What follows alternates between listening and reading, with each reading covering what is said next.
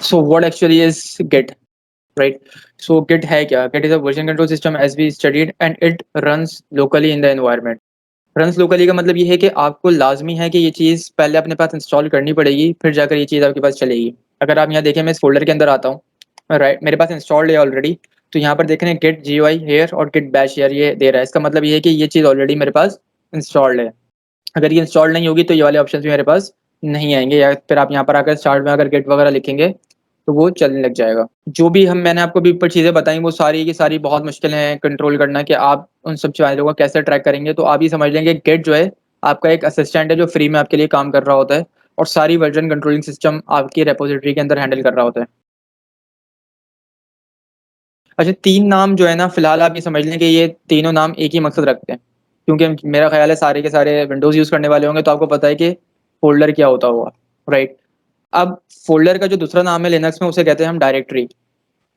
और इसको अगर आप ये समझ लें कि इसको आसान लफ्ज़ों में अगर आप गिट की ज़बान में बोलें तो यहाँ पर हम इसको बोलेंगे रेपॉज़िटरी। तो आप इन अल्फ़ाज़ों से थोड़ा-सा कन्फ्यूज़ ना होइएगा।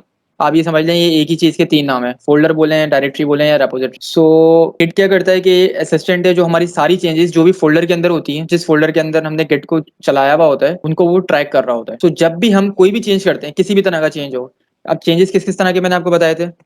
Create a file, modify a file और डिलीट अ फ़ाइल।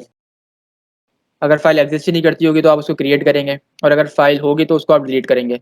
तो बेसिकली इन 3 तरह की चेंजेज़ ही एग्ज़िस्ट करते हैं। थोड़ा-सा सोचें अपने आप को, तो आपने अगर थोड़ा-सा बहुत भी प्रोग्रामिंग एक्सपीरियंस पिछला आपका रहा है, तो आपने जो कुछ भी किया हो ना, वो हमेशा टेक्स्ट फ़ाइल के अंदर ही किया होता है। वो होती ही सिर्फ़ टेक्स्ट फ़ाइल है, बस उसकी एक्सटेंशन चेंज होती है। अगर आप पाइथन में काम कर रहे होंगे तो लास्ट में एक्सटेंशन py लग जाएगी, PHP में कर रहे होंगे तो PHP लग जाएगी, जावास्क्रिप्ट में कर रहे होंगे तो जावास्क्रिप्ट लग जाएगी। तो बस एक्सटेंशन चेंज होती है, अंदर लिखा हुआ टेक्स्ट ही होता है। तो बेसिकली गिट क्या करता है, गिट एक फ़ोल्डर के अंदर जितनी भी फाइल्स होती हैं, उसका कंटेंट उसको जो है ना वो ट्रैक कर रहा होता है, कि कब उसका कंटेंट अंदर का चेंज हो रहा है। दैट्स ये पूरा का पूरा उसका ट्रैकिंग का काम है। गिट क्या करता है, जब भी आपको कोई चीज़ वेरीफ़ाई करवानी होती है, काम कंप्लीट करना होता है, तो वो उसका स्नैपशॉट ले लेता है।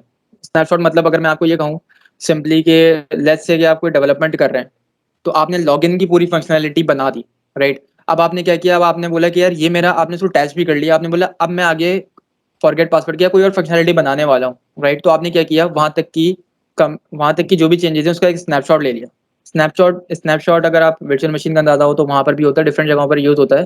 स्नैपशॉट का मतलब है कि आपने वो टाइम फिक्स कर दिया उस जगह पे। अब आप फ्यूचर में जाके कोई भी चेंजेज़ करते हैं और कोई खराबी होती है, तो आप एक तरीके से वापस उस स्नैपशॉट के ऊपर जा सकते हैं। ये एक तरीके से टाइम मशीन की तरह काम करता है। तो जितने आप, जैसे कोई किसी ने बचपन में गेम खेले हों, जैसे मैक्स पेन गेम होता था या डिफरेंट तरह के गेम्स होते थे, तो उसमें एक सेविंग का ऑप्शन होता था कि आपने एक मिशन पास कर लिया हो तो आप उसको सेव करवा दें। तो अगर आप अगले मिशन में जाके मरते हैं तो वहाँ से आप दोबारा गेम को लोड कर सकते हैं। तो ये बिल्कुल वैसे ही एग्जांपल है कि आपने एक फंक्शनैलिटी वगैरह पूरी कंप्लीट कर ली, या मशीन लर्निंग के अंदर आपने कोई मॉडल ट्रेन कर लिया, अब आगे उसके अंदर आप कुछ भी करने लगे हैं, या 10 तरह की एप्लीकेशंस आगे हो सकती हैं, इसको आप कर सकते हैं। तो आपने एक काम कंप्लीट कर लिया, अब आप आगे काम करने लगे हैं। अब आपको ये लगता है कि आगे काम में कोई गलती हो सकती है, तो आप उससे पीछे का स्नैपशॉट ले लेते हैं कि कोई गलती हो, तो वापस जैसे गेम को रिलोड करते हैं तो आप वापस उस जगह पे आके पहुँच जाएँ।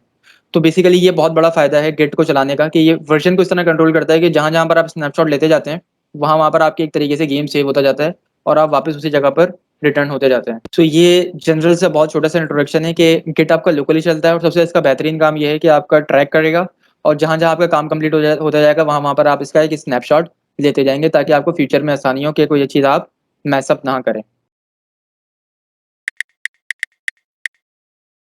तो जब भी आप गिट डाउनलोड करें तो आपने कुछ भी नहीं लिखना। यहाँ पर आकर गूगल पे आके लिखना है कि गिट डाउनलोड। इसके पहले लिंक पर आप जाएँगे, और यहाँ पर आकर जो भी ऑपरेटिंग सिस्टम है, जैसे विंडोज़ वगैरह है, तो आप यहाँ पर आकर इसको इंस्टॉल पे क्लिक कर देंगे। जब आप गिट इंस्टॉल कर लेंगे तो आपके पास यहाँ पे एक ऑप्शन आ जाएगा पूरे तरीके से इंस्टॉल करने के बाद, गिट GUI हियर और गिट बैश हियर। इसके स्टेप्स यहाँ पर अवेलेबल हैं। आप इसको इंस्टॉल कर लीजिएगा, और इसमें कोई प्रॉब्लम हो तो आप कम्युनिटी में क्वेश्चन वगैरह पूछ लीजिएगा इंस्टॉलेशन के अंदर। गिट बैश और गिट GUI का क्या डिफरेंस है, इसको थोड़ा-सा मैं बता देता हूँ। कि अगर आप यहाँ गिट बैश के ऊपर क्लिक करेंगे ना, यहाँ पर आकर, तो आपके पास एक कमांड लाइन ओपन हो जाएगा, जहाँ पर आप कमांड्स वगैरह एंटर कर सकते हैं। तो ये थोड़ा यूनिक्स बेस्ड स्टाइल है, जहाँ पर आपके पास यूनिक्स बेस्ड की कमांड्स चल रही होती हैं, जैसे ls से लिस्ट होते हैं आइटम्स, कैट से आप फाइल को पढ़ सकते हैं। ये बहरहाल लिनक्स बेस्ड कमांड्स हैं, जिसको लिनक्स की कमांड्स का आइडिया है वो ईज़िली इसको यूज़ कर सकता है। अच्छा, अब अगर आप यहाँ पर देखेंगे गेट जीयूआई है, तो जीयूआई का मतलब होता है ग्राफिकल यूज़र इंटरफेस। तो जब आप इसको क्लिक करेंगे तो यहाँ पर आपके पास एक जीयूआई ओपन हो जाएगा और यहाँ पर इसके बाद ऑप्शंस होंगे जिसको आप इज़िली यूज़ कर सकते हैं।